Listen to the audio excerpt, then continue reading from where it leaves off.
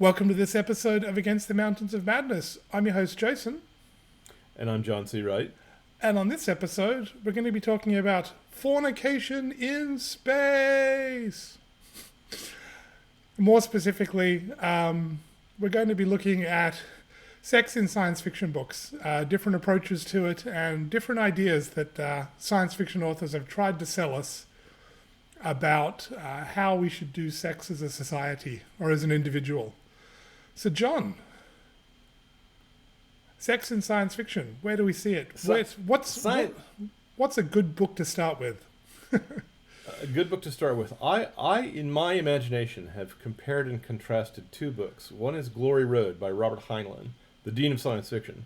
And the other is a book from a slightly earlier generation, which is A Princess of Mars by Edgar Rice Burroughs, which to some people is the seminal science fiction space opera. And the reason why science fiction writers are interested in this topic is because, of course, everyone's interested in the topic. Everyone wants to talk about romance and sex.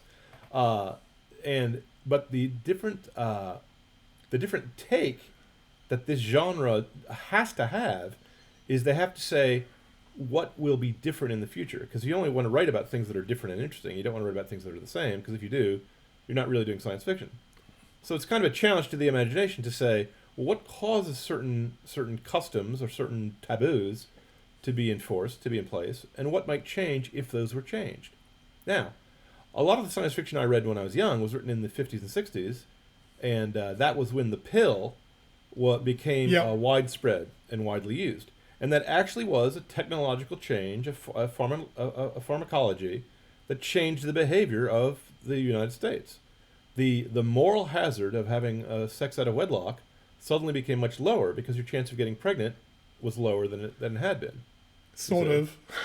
Well, sort of. Yeah, it's not actually as it was sold to be. It's a lie. They said it was a lot more reliable than it should be. Well, and they also said it was moral, which is not.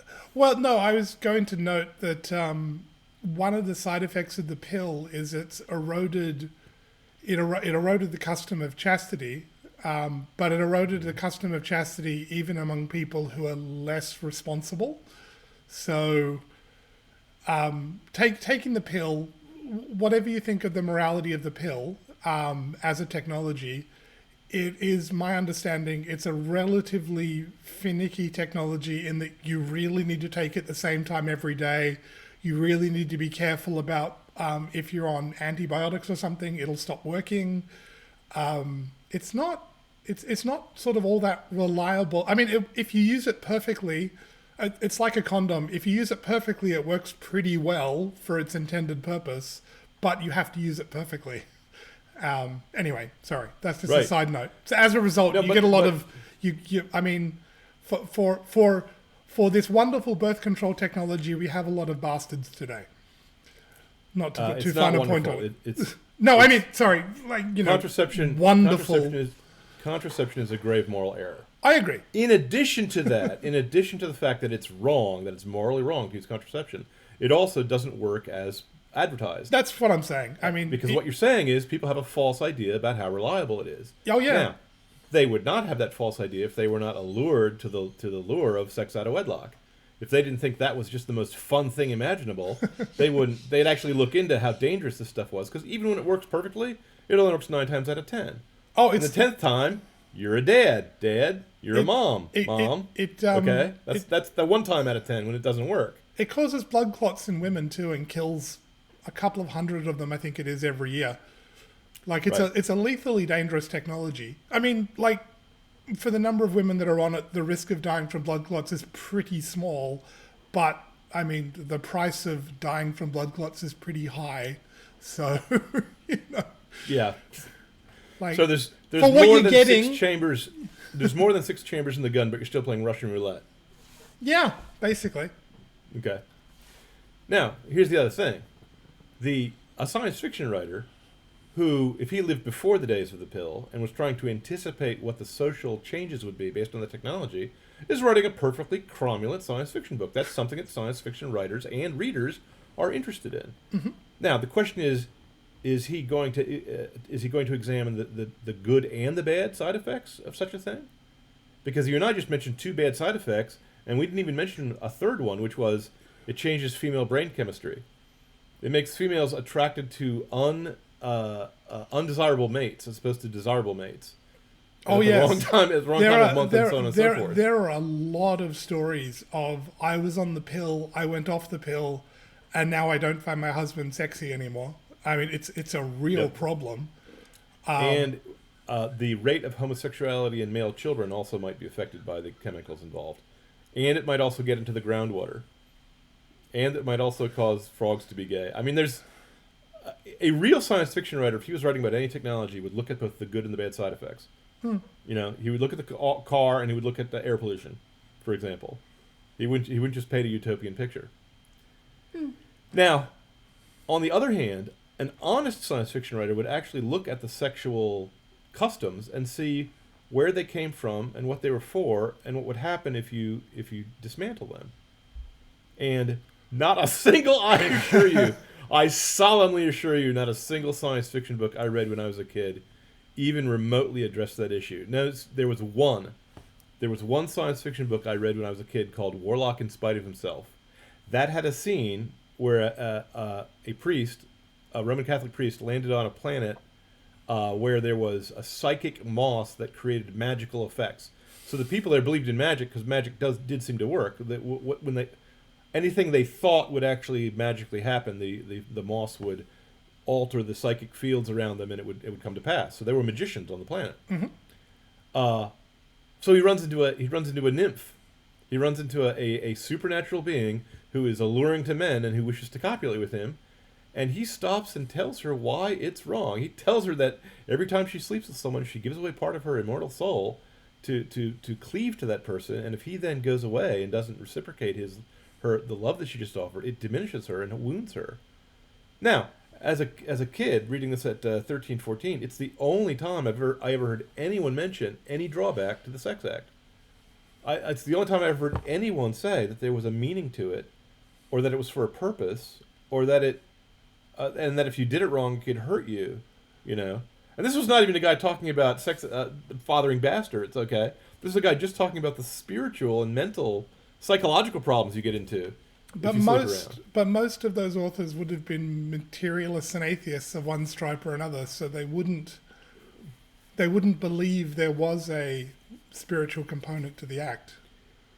And they also don't believe in psychology, I assume, because of course that's what the scene was. The guy, the priest, was talking about the psychology of it. Okay, I mean, but yeah, you're quite correct. I should clarify for everybody listening.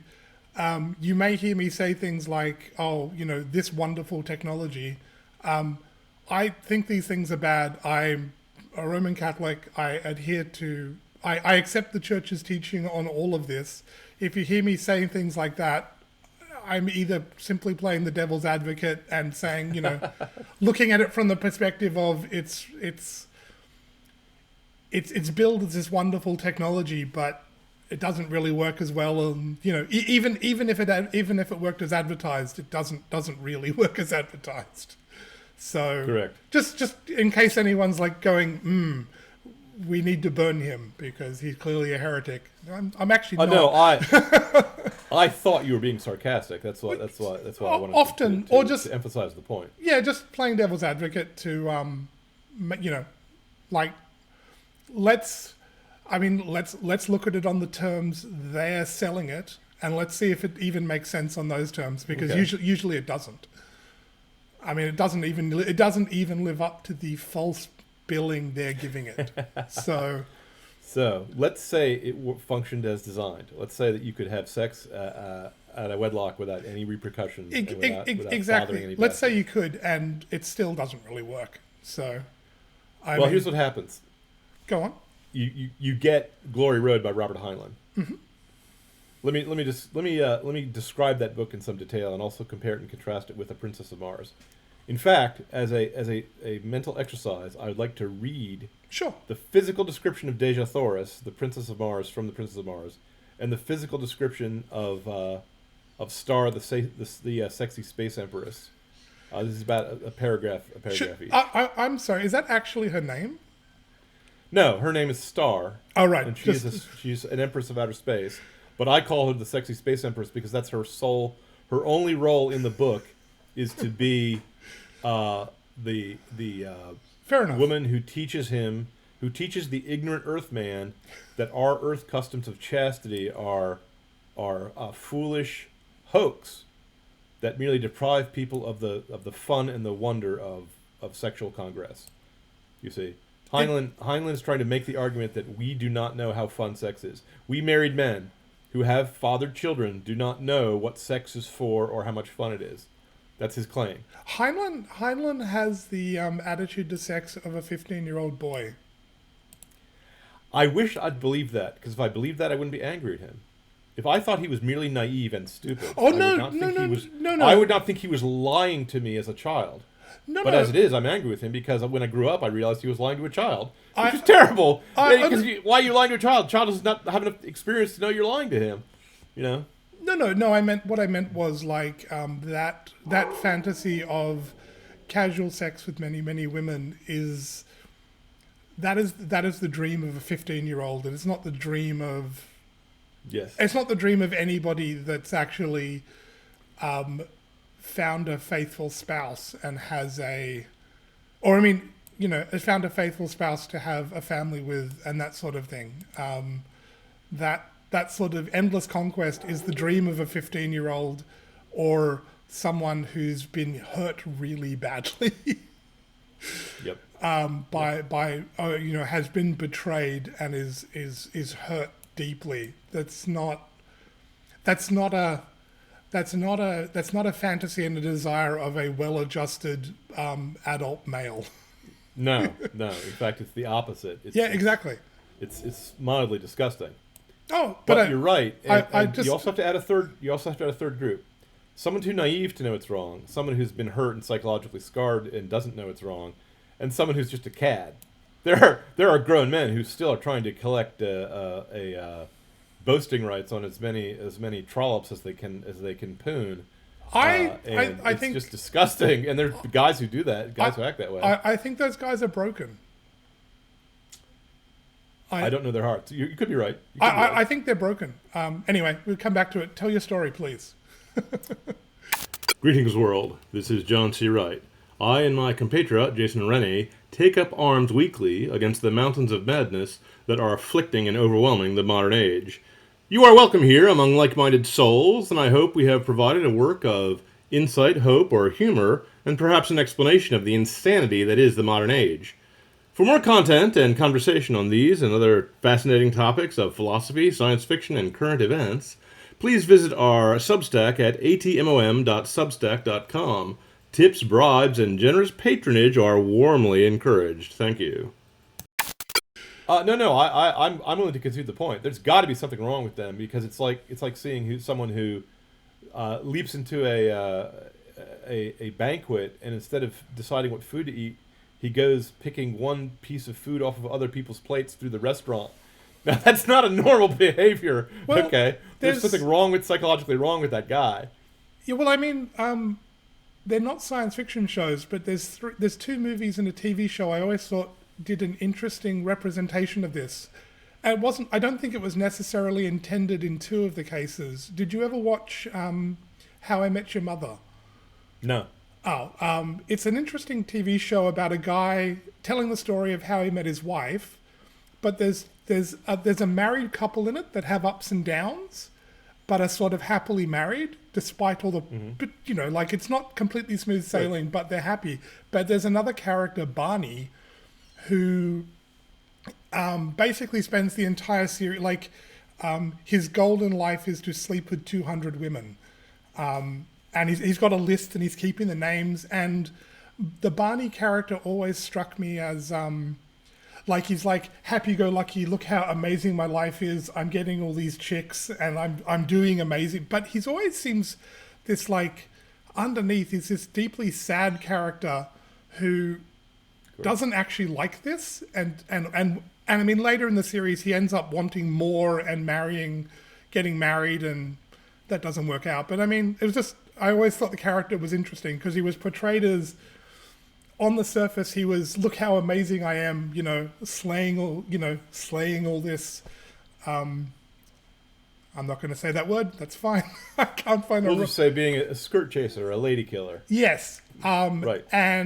But he seems like a sad character that's never happy with that. There was the Adam Sandler film, The Wedding Singer, where there was a character similarly whose entire personality was that a ladies' man. But later in the movie, he admits actually he's miserable. He's really like, you don't want to be like me. This is no way to live. Yeah. Yeah. And there was the funniest take I ever saw on it was there was a film, The Wedding Crashers, with Owen Wilson and I forget. Anyway, not important. But their whole shtick is they go to weddings, they be the life of the party, and they pick up women to sleep with at the wedding. And they learn this from another character at college. But over the course of the movie, one of them falls in love, gets his heart broken, then goes back to chasing the women because he's been wounded by the whole thing. But then they catch up with their old friend who still lives with his mother, but he's gotten more sophisticated and now goes to funerals and is like weeping, oh, he's gone, and picking up vulnerable women at funerals. And it's just the saddest, most pathetic thing you've ever seen. But Wow. it's just, like, it's I found these different movies and TV show fascinating because they had the lady killer character, but they're miserable, and they portray them as just pathetic and miserable. But yeah, I don't know. Anyway, sorry, that's a diversion. But it's fascinating to me that they'll portray them as miserable characters, but only if you look a little more closely. It's not obvious they're miserable on the surface. So What you're describing, I haven't seen any of those movies, but what you're describing is an honest as opposed to a dishonest portrayal of reality. What you're describing is the writer did his job. yeah, You say. well, I think He didn't lie to a child like Bob Heinlein did. Well, yes. So what did Bob Heinlein do to you? Show me on the doll Well, where Bob Heinlein touched you. No. Let me interrupt, and I'll tell you where he touched me in a second, but let me interrupt and say there's another movie, and this is not a science fiction movie, but a historical movie called 1776, Yep. which is the musical comedy version of the American Revolution, of the Constitutional Convention, where they decide on writing the Declaration of Independence. Mm-hmm. And what the songwriter there did is he decided that all the men in those days were lusty for their wives. And there's really cute and really kind of risque lyrics where they're describing to their wives how they want to walk in Cupid's grove together with them. And one of the main plot points is that Jefferson, who was a bit of a lusty man, wanted to get home to his wife to have the warm commerce with her in order to get his creative juices flowing so he could write the Constitution, so he could write so he could write the Declaration of Independence. And it's hilarious, and it's a little risque. I mean, I wouldn't necessarily show it to an impressionable child, but it's for a grown up, of course, it's treating the waltzing through Cupid's grove with the ribald dignity of, let's say, a medieval poet. It's Chaucerian. It's like Chaucer in its respect for sexual congress.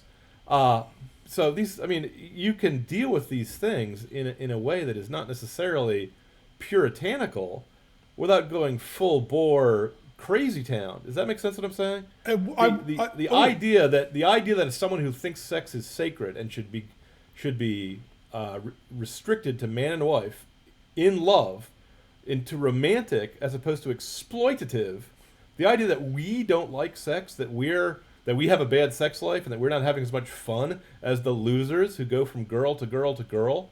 That guy who wants to sleep with 200 women, what he said is, I want to make 199 women miserable and ruin their lives. I want to deflower 199 women so that their relations with their husbands afterwards will be diminished. You see? Because I'm sorry, if you come to the marriage bed not a virgin, your sex life is diminished. It's just a fact. I would note, Okay. you said to get all puritanical. Apparently, the irony of that cultural trope, at least, is the Puritans, in their letters to their wives, very racy. Yeah. The Puritans were not the Puritans were not about sleeping around, but once you are married, enjoy your marital bed as fully as possible was definitely where the Puritans were at. So the idea that Puritans are puritanical even back in the day was fake news. Okay, so that's the straw man. The idea of the puritanical Puritan is the straw man that Robert Heinlein is jousting against. He wants to throw down the Victorian morality, which he regards as unfun. Victorians are just out to spoil people's the joy we get from sleeping around. Okay. Well, that now may have, anyone that, with that, a half a that, brain knows the joy you get from sleeping around is like the joy you get being a drunk or being addicted to opium or being addicted to gambling or anything else that's a vice that slowly robs you of all joy in life. You know. Well, yeah. I mean, I have seen more than one story talking about male porn actors who just end up just unable to enjoy sex with women. Sure. And apparently Hugh Hefner later in life, yes, that Hugh Hefner of Playboy Mansion and Playboy Bunny fame, spent his time, the only way he could enjoy himself was masturbating alone to gay pornography, apparently. So the story says. I'm not surprised. I'm not surprised. Yeah, I saw a one of the things that changed me from being a sexual libertarian to being a Puritan. By which I mean a guy who thinks sex is too important to waste it on bachelors. Yep. Okay. The one thing that changed my mind is there were several things, but this was a big one. I saw a documentary about Hugh Hefner in his later in life when he was a grandfather age. Okay. And he was surrounded by the most attractive, most scantily clad women in California. Mm-hmm. Okay, he's in the Playboy Mansion with the Playboy bunnies. That's the harem fantasy that you were just talking about, the 15-year-old boy's fantasy. And I looked in his empty eyes, his soulless, unhappy, empty eyes as he was speaking, trying to be lighthearted about the deep misery of his life. And I said, "Oh, my dear Lord." And this was back when I was an atheist. I didn't even believe in the dear Lord at that point. And I said, "Oh, my dear Lord, that guy he's going to blow his own brains out. That guy's life is a sack of pain. And he doesn't have what I have because I'm a happily married man." You know, I felt pity for this guy. Now, I'm not a man who is given to pity. It's one of the biggest problems I have being a Christian because I've been ordered by my boss to feel charity, to feel pity for people. But I felt it for him. I would not have accepted his life for any reward in earth and heaven. That's it. You know, he lost his soul. He's the guy that they talk about who got everything he wanted in life but lost his soul. So. Yeah, well, Michael Knowles had an interview with a former porn star, male porn actor, who now came to Jesus and is now starting a ministry. But there's a few stories like that. But he was saying, like, he got Best Actor of the Year. He won that 2 or 3 years in a row. But he'd reached the peak of his career, and he was intent on blowing his brains out. I think he was going to overdose, but he'd planned to kill himself till a teller at the bank used his real name because he'd just been going by his stage name for years apparently, and asked him if he was okay, and that was the start of turning things around for him and coming to Christ. But yeah. He was saying he knew 30 people that had committed suicide in the industry that he was working, and countless others who had died from, got drunk and fell over a balcony and just died from crazily reckless living. And yeah, because they're actually trying to kill themselves in such cases. But when you subconsciously realize you're not worthy of life, you will try to do yourself in. You know, but it was just it was tragically sad, and a porn star sleeping with 1,000 women. Wow, what a life! That sounds. It's not. It sounds awful, but you get to lick the outside of 1,000 apples, but never take a bite. Thank you. Because it's a mimicry, it's a mockery of love. It's a mockery the same way a vampire or a walking corpse is a mockery of a living being. It's not really a living being. It's not really a thing. It's a disgusting puppet of love, because real love is the source and the summit of all life. It's what biology is for. It's what Yeah. the reason why it's the reason why the amoeba was bored and decided to invent bisexuality. And I don't mean it, and I mean real bisexuality. I mean two sexes. Yes. So all the science fiction guys when I was young, and I mean all of them except for one, tried to press this agenda on impressionable youngsters, apparently with great success, because apparently the society was moving that way, and we're much closer to Robert Heinlein's utopia of endless worldwide orgy, than we are toward the Victorian decency of the Victorians. But sadly, are the promise of freedom that the sexual libertarians held out was fake, because now they're the Puritans. They're the ones who clutch their pearls and sniff whenever you say things like, maybe we should only have sex inside marriage. They go, oh my gosh, you're a homophobe. Oh my gosh, you're a sexophobe. They're enslaved. Oh my gosh, you're a racist. Yeah, they're enslaved to. So anyway, Stahl, the Let me sexy interrupt stage again. princess. My wife calls them the Impuritans, and this is the kind of thing that That's a good name for them. This is Dejah Thoris, the daughter of Mor's Kajak of Helium on Mars. Sure. And the sight which met my eyes was that of a slender, girlish figure, similar in every detail to the earthly women of my past life. She did not see me at first, but just as she was disappearing through the portal of the building, which was to be her prison, she turned, and her eyes met mine. Her face was oval and beautiful in the extreme, and her every feature was finely chiseled and exquisite. Her eyes were large and lustrous, and her head was surmounted by a mass of coal-black, waving hair, caught loosely into a strange yet becoming coiffure. Her skin was of a light reddish copper color, against which the crimson glow of her cheeks and the ruby of her beautifully molded lips shone with a strangely enhancing effect. She was as destitute of clothes as the green Martians who accompanied her, and indeed, save for her highly wrought ornaments, she was entirely naked, nor could any apparel have enhanced the beauty of her perfect and symmetrical figure. So I want it to be noted by all and sundry that this is Dejah Thoris, the Princess of Mars, who, like everyone in space, is a nudist. Okay, because they don't need Earth clothes back in the day.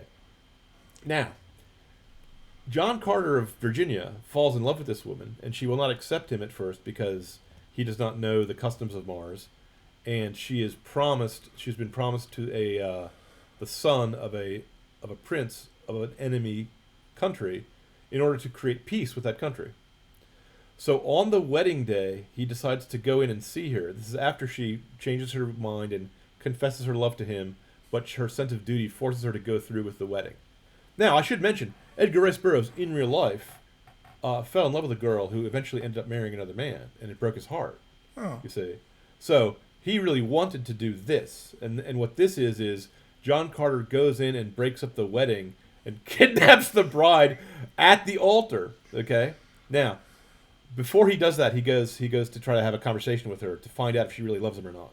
Because he's trying to decide whether or not to break up the wedding. Because, of course, it's insanely dangerous, and he's going to be stabbed and shot with radium pistols. And if you're shot on Mars, man, it's bad, because the radium pistols carry atomic explosive bullets.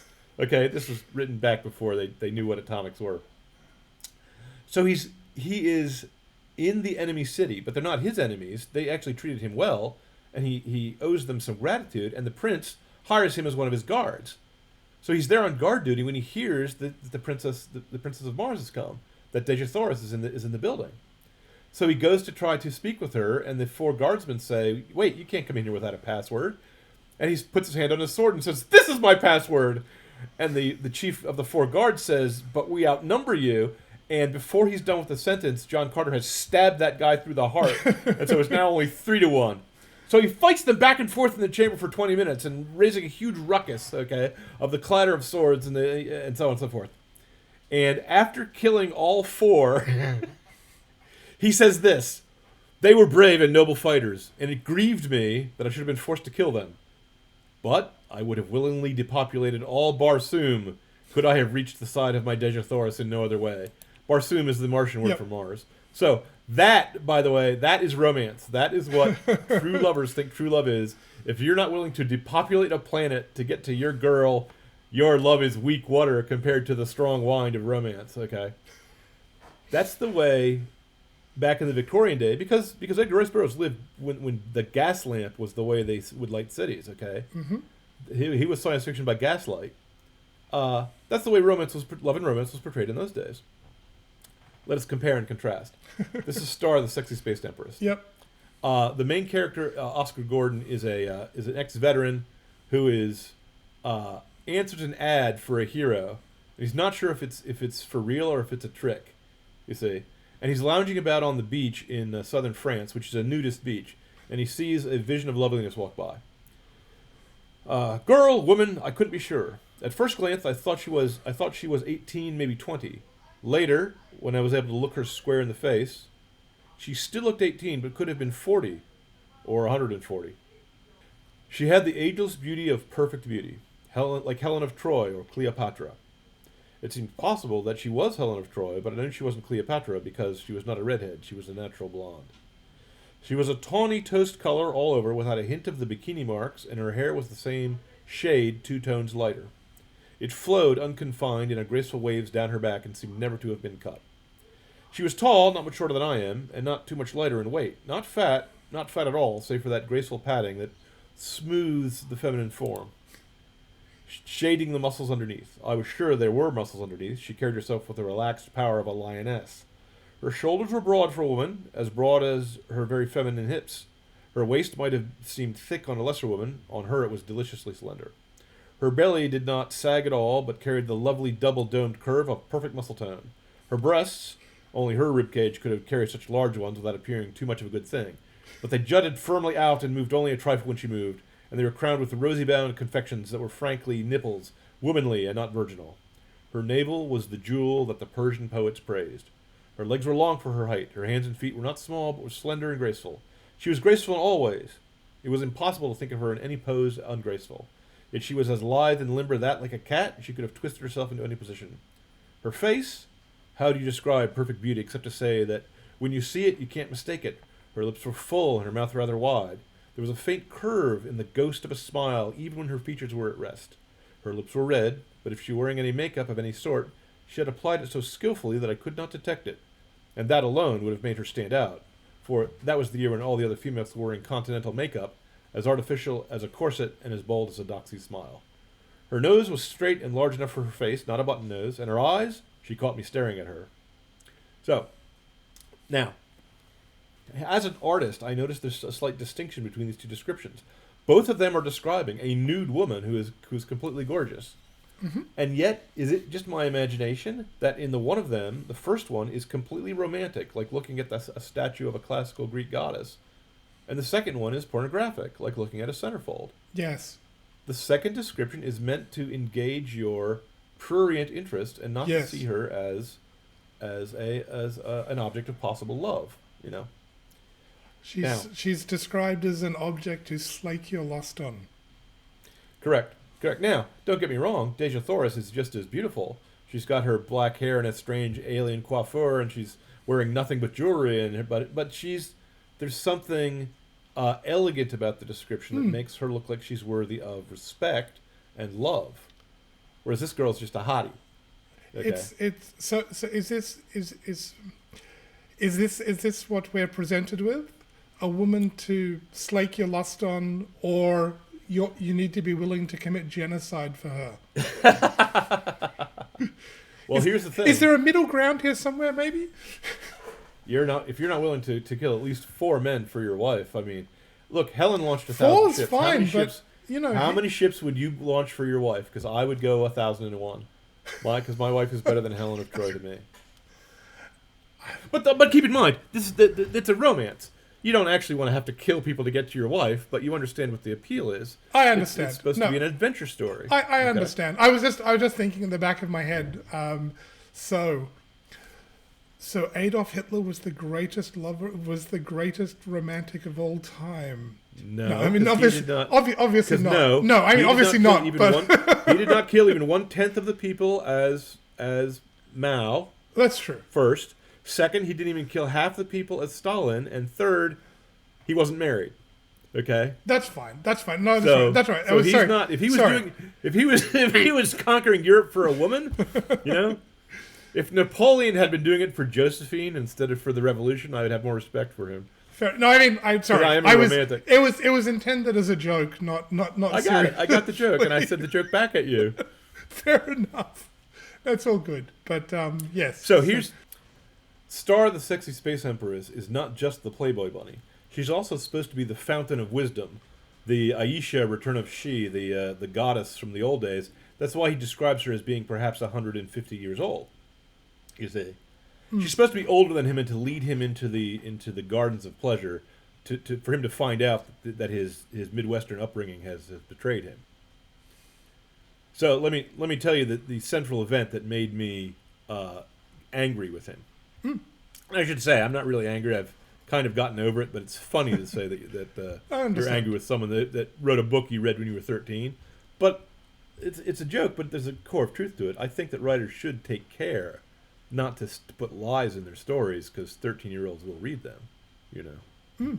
Now, I read this when I was young, and my only experience with romance was I had a crush on Yvonne Craig when she dressed up as Batgirl in the 1968 live-action Batman. Okay, that's Fair all enough. I knew about women. Fair enough. So fair enough. Star and 1960s, yes. 1960s Batwoman, not Batwoman. 1960s Catwoman. Yes, I would. I hate to say it, but I think I would have turned to a life of crime, you know, just to be near her. Yes. But I also saw how she killed off her henchmen whenever she was unwilling to split up the gold. So you can never trust those femme fatales. So Anyway, sorry. I'll let you continue. what's funny is Julie Newmar, who is the Catwoman, could have fit this description if she had been blonde of Star the Sexy Space Empress, because she was like 6 feet tall, and she was absolutely gorgeous, and she was, you know, a giant glamorous Amazon, what we call a glamazon. So the glamorous Space Empress recruits Oscar to go on a adventure down the Glory Road, and the circumstances of the adventure require that they step from one dimensional portal to the next through a number of different worlds to get to the Dark Tower, where he has to fight Cyrano de Bergerac or something in a sword fight to get the MacGuffin, which is called the Phoenix Egg.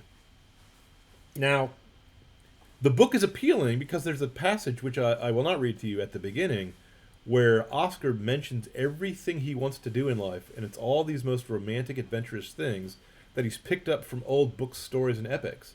And it's a brilliant passage, and my hat's off to Robert Heinlein, the man who had to write, you know, when he could write. And even when he's writing filth, he's writing it in a really entertaining and avuncular way, you know, so give him his credit where credit is due. But I just wish he would use his immense powers for goodness and not for evil. So here's the evil scene.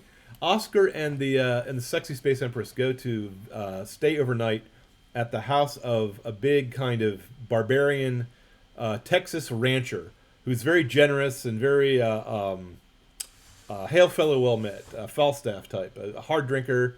He's got a wife and 3 daughters, and he's got immense retainers, and they all have a big party. And that night after the feast, Oscar is welcomed as a hero. And it's the custom of that world that whenever a hero comes by, he's supposed to copulate with the unmarried daughters of the host so that they can reproduce more heroes as a matter of politeness and eugenics. Now, Oscar the Earthman is unfamiliar with these customs, so when that night after he's been drinking and he lays down in bed and there's a knock at the door and one naked girl after another appears at his door and wants to copulate with him, he says, "Oh no, I'm not in the mood, thank you." Well, this violates the customs of the barbarians, and so they throw out the Empress and the hero, who are now slinking down the road. And when Oscar Gordon reveals to Star the Sexy Space Empress what he had done, that he hadn't slept with the women offered him, the trollops offered to him, she does what no woman in all creation, plus 90 creations to either side of us, have ever done or ever will do, through all of time from creation to apocalypse, plus alternate timelines, including the Mirror Mirror universe where everything is backward. Okay, no women act this way. Okay? Yep. She goes, "How dare you not sleep with other women aside from me? I wish you to copulate with other younger women than me and to, spread your seed into them with great thrusting abandon," she says to him. Not in those words. So he goes, "Woe is me. How could I have been so foolish as to abide by the Earthman customs because they're clearly wrong?" So he goes back. He copulates with the three girls. They all is forgiven. They're entertained for the party, and the Empress says this to him: "Your culture is the only semi-civilized one in which love is not recognized as the highest art and given the serious study it deserves." Please note how she's using the word love in that sentence. Yes. She means that, and then he says, he thinks to himself, "Back home we didn't study love, much less attempt to teach it. Ballet takes years and years to practice. Heck, you had to learn even to be a fry cook, much less a gourmet." So sudden sorrow overcomes him for his quote-unquote poor, unhappy compatriots cheated of their birthright by the most mammoth hoax in history. Oh, dear. Now, he doesn't dwell on the point, so you have to just try to imagine what he means by the most mammoth hoax in history. I'm thinking he's thinking chastity is a mammoth hoax. The idea that you should only raise the children your wife produces from your seed, that's the hoax. Because what Oscar Gordon, now, unless I misunderstood the point of the barbaric custom, I believe it says in the text that it's forefathering heroes. Okay? Yeah. That means that this guy, Oscar Gordon, was deliberately trying to copulate with these women, not for the sake of sexual pleasure, which is selfish and exploitative, and demeans the women by literally treating her as an object, but also he was trying to father a bastard. Yep. He wanted another man to raise his child. And it occurs to me that if the child he fathers is a girl, she's going to be raised there and be given to any other wandering heroes in the future. How's that, Dad? Do you want your daughter to be raised that way? Does that seem to you like that's the responsible thing to do with your seed, with your male member? Is that the way you want it to be used to bring about that outcome? So when I reread this book as a grown-up and I saw that was in it, I went, oh my goodness. How could he possibly say to the poor... Look at the poor 13-year-old with a crush on Yvonne Cragg as the Batgirl, okay? That poor sap believed your garbage, Yeah. Now, I got to say, in college, I tried to chase skirts around, and thank be to the Lord, I was really bad at it. As you can imagine, I was a science fiction bookish geek, and so, any woman with any taste would be repelled. But I, without being, I don't mean to make you blush, but I came to my marriage bed as a virgin, because I happened to find a woman who Cupid had blinded her. Who even knows why? It's inexplicable. But at least I didn't father bastards on some foreign barbarian planet and then think the barbarians were better than my culture? What's wrong with this guy? Because the opposite happens on Mars. When John Carter of Mars goes to Mars, he's the only decent guy who knows about things like chivalry and mercy toward fallen enemies. And because of that, he makes friends with Tars Tarkas, the most powerful warlord of the Green Martians. And he also befriends Woola the dog, who was the watchdog sent to watch him. And because of that, he's able to get away. Because he treats people with kindness and respect, which they've forgotten how to do on Mars, the Martians become more decent around him and more powerful because they can now gain allies that other Martian groups can't.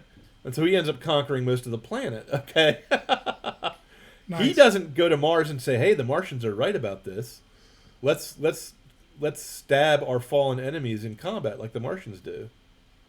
He says no. He's going to bring his Earth customs to Mars, and he wins. Okay, that's not what happens to Bob Heinlein. Now, in all fairness to Bob Heinlein, our friend here, Oscar Gordon the hero, is not happy with his life after he's done walking the glory road. He gets to live with the sexy space empress as one of her many concubines or husbands or something, and she doesn't pay any attention to him after that because she has official government duties. And he goes to parties and he has money and he doesn't have anything he needs to do, and his wife doesn't care if he sleeps around. And so he's like one of those beautiful rats in that famous psychological experiment with nothing to do. And the end of the book is him deciding to go out on adventuring again, just to put his life in danger, just because he's bored. And that's the happy ending of the book. That's So a happy ending. I'm not sure even Bob Heinlein accepted the premise of his own book. He might have been being tongue-in-cheek on more than one level, because writers are tricky people and they sometimes say complicated things in their books. But he did go out of his way to call chastity a mammoth hoax. You know. Well, I got to be honest. I mean, it's like looking at a car. It's like looking at a train wreck. But I follow a number of Facebook groups that post various dating profiles from Tinder and the like of women, and they have this chastity-free, unlimited buffet of men of whatever they want, and they seem more miserable than ever, and they seem miserable and delusional. So I'm not sure it's the paradise he painted it as. No. There was a recent there was an Amazon series called Uploaded about uploading your mind and living forever in a computer world if you're wealthy enough. It was a good series. I enjoyed it. I've enjoyed the first 2 seasons. I don't know if they're making more. But it had one scene in it where one of the characters who wasn't dead, who was still alive, is basically on a hookup app where she's met up with a guy, fornicated with him. Let's use the technical term, and then they rate each other like an Uber driver and an Uber passenger rate each other at the end of a journey, and the expectation is you give each other 5 stars, and that's horrific. That's so awful. And this was sort of portrayed as normal in this world. And I mean, I don't think it's that bad yet, but that's where all of this sort of hookup culture and dating apps is going. And Yeah. and the dating apps are, oh my goodness. I mean, okay, I've met my second wife on Plenty of Fish. But man, that place is, I mean, like that was providence in the hand of God, because that place is a dumpster fire. It's got a good name though. You have to admit that's a pretty clever name. It is. No, it's a good name for a dating app, but like not to be too critical, but I turned 48 the other day. I was in my early 40s when my first wife passed away, and I decided to get back out. Thank you. I decided to get back out there. I didn't want to live alone. But just the dating profiles were amazing. This is supposed to be this ideal that Heinlein was working towards. What do you think? Okay, so it had length of longest relationship was one of the things that the website, like when you were filling out your profile, was one of the things. Sure. And it maxed out at, because I'd been married for 14 years. So I just, I put 14 years. So my profile said longest relationship, more than 10 plus years. So I'd gone off the top end of the scale. But at the other end, the shortest one was, the lowest setting was less than 6 months. Now, one night stand. Now, if you're 22 and your profile says less than 6 months is your longest relationship, sure, I can believe that. When you're 40, that's what it says, or it says less than a year or 1 to 2 years or something like that. What, like, oh my goodness. I mean, I'm guessing Heinlein would consider this some sort of paradise, but that's a nightmare. Like, that's horrendous. How do you... I guess you could get to that age and you'd find someone who's never been in a relationship, maybe. I mean, you find sort of outliers like that occasionally, but Well, here's the funny thing about Heinlein. From reading his biography, as best I could tell, he was married to a woman named Virginia for his whole life. I don't remember if he had a previous wife, if he was a divorcee or not. But he was in a stable married relationship for quite a period of time. Now he was also a swinger. His wife went out to like bars and places like that with him. But of course, swingers in the '50s were not were Puritans compared to our modern generation. So well, it would seem so. Well, now being in a poly relationship is all of the rage. Where he also advocated that in other books. You can read about those in Moon is a Harsh Mistress, and Yes. you can read about those in a book that's not called Stranger in a Strange Bed, but it should be. And the premise of that is the Martian doesn't understand any Earth customs, and when he finds out about sex, he wants to have sex with all the women he can. So he starts a bogus religion to seduce women to have sex with him. So Well, I mean, I wonder if if you want to do L. that- Ron Hubbard. I sometimes wonder if L. Ron Hubbard might have gotten some inspiration from his fellow science fiction writer. well, possibly. Well, I mean, if you want to have sex with lots of women, starting a cult and being the leader and making one of the precepts of the religion that you get to sleep with all of the wives does Yep. seem to be the way to go. It usually ends in Heinlein himself spoke of that when he described the Fosterite religion in Stranger in a Strange Bed. So he was familiar with all the tricks that men were supposed to use to get a lot of partners. Even though, like I said, as best I can tell, he was a happily married man. He just wanted his readers not to grow up to be that or something. Well, I mean, if he was swinging with his wife, he can't have been entirely happy with her. I don't know. I guess I don't. Get I the don't know if he appeal. was actually swinging or if he was just going to places. I do not know the details and don't care to know. Fair But enough. what he was preaching was grotesquely unromantic. Yeah, And it's always done in terms of this kind of avuncular. Your bachelor uncle is kind of telling you as a kid, slapping his hand on your shoulder and saying, "Let me tell you how the real world works, kid." And he's going to give you some pragmatic advice, because pragmatism was really big among these people. He's not trying to sound idealistic, and he's just trying to sound realistic and to make sure that people can get along and have a good time and so on and so forth. And it's all bunk.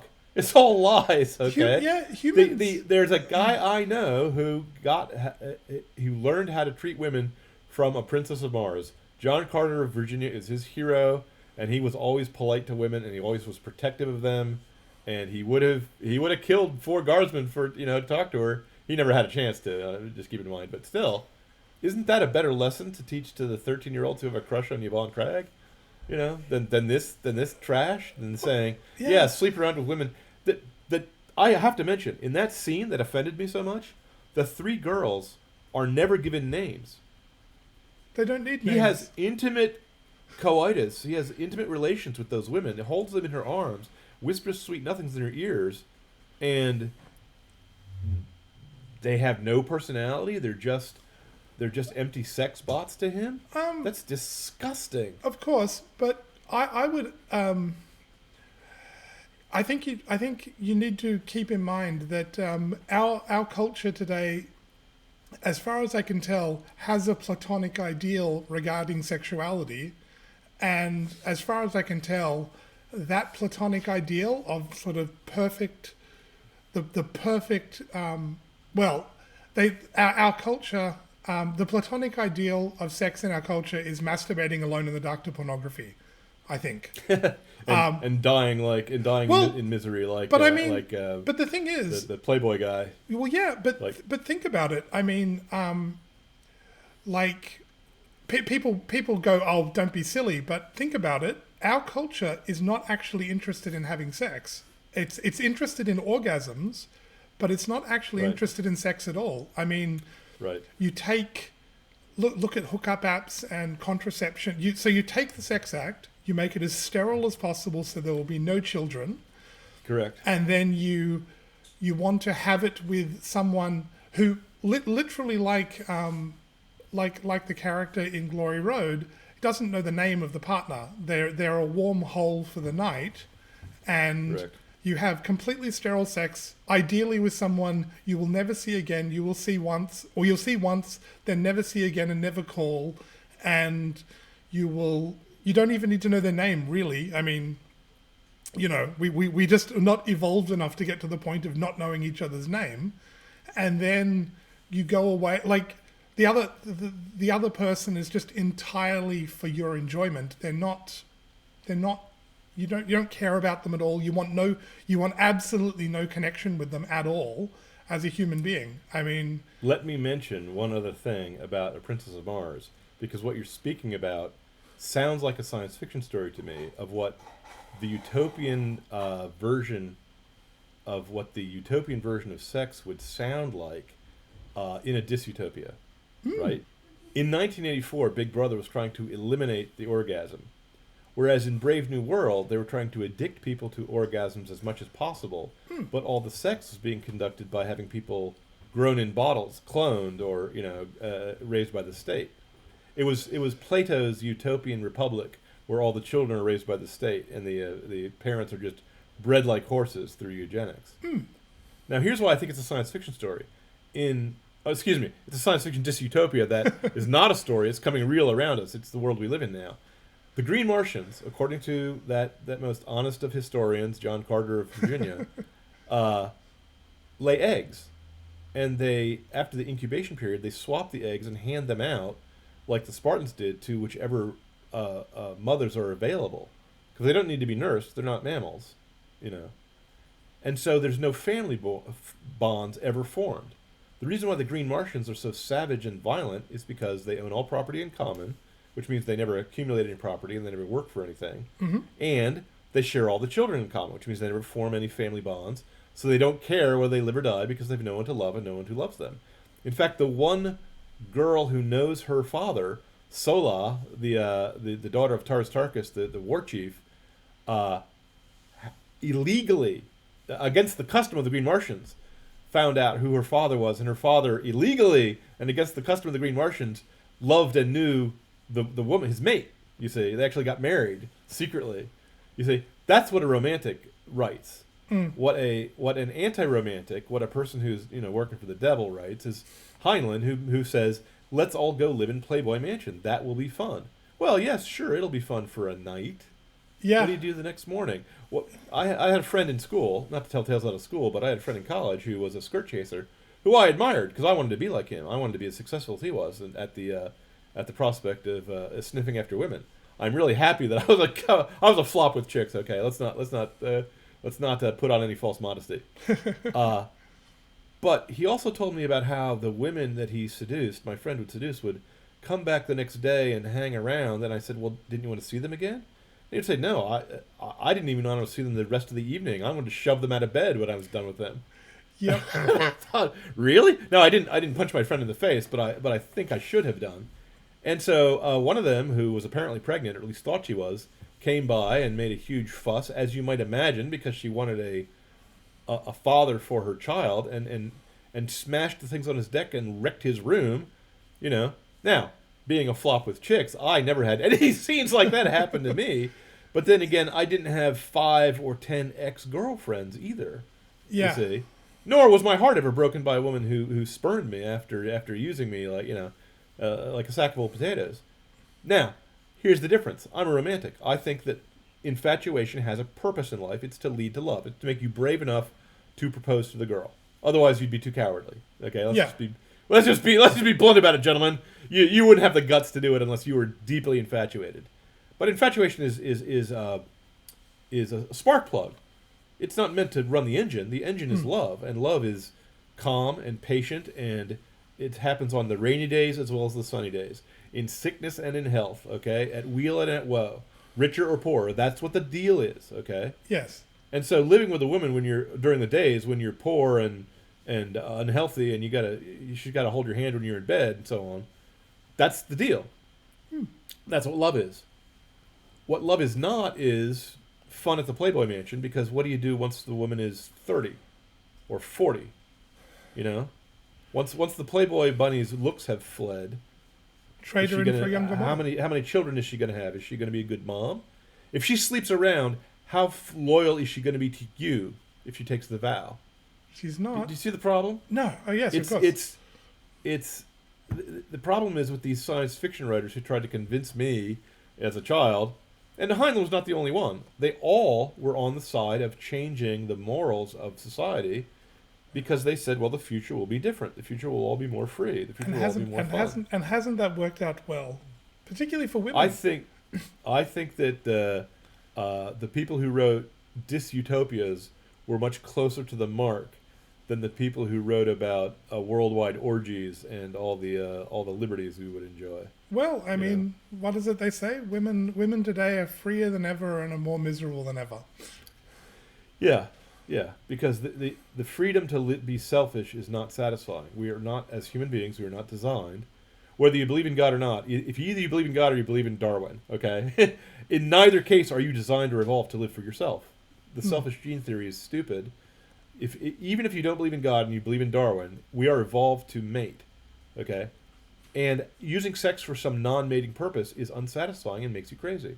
I'll point out that of the LGBT community, only the B can actually perform the sex act. Everyone else is masturbating.